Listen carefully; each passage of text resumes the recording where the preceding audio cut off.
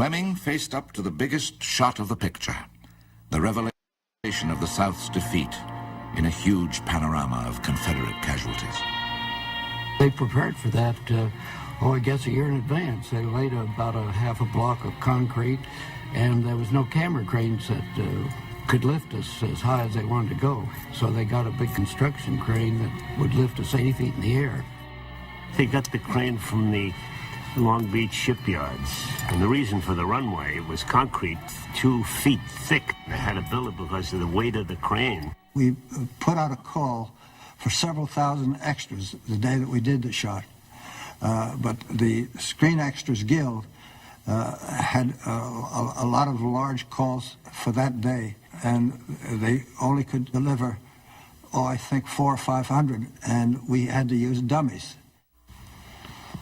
I was one of the several hundred extras who were hired to do this big production number.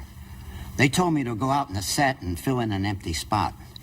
So I came over here and lay down, and pretty soon prop man came over and put a dummy alongside of me.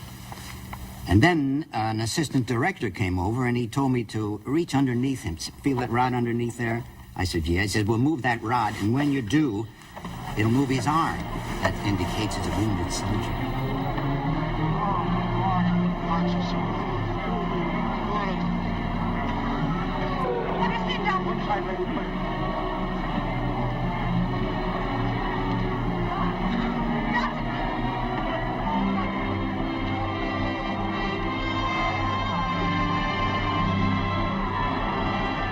It turned out to be very smooth, but composing it was a problem because they wanted every corpse, every wounded person in the shot, make it as big as possible.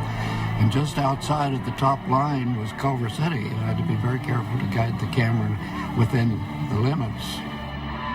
When Margaret Mitchell's husband eventually saw this shot in the film, he is reported to have said, "Why, if we'd had that many soldiers, we'd have won the war."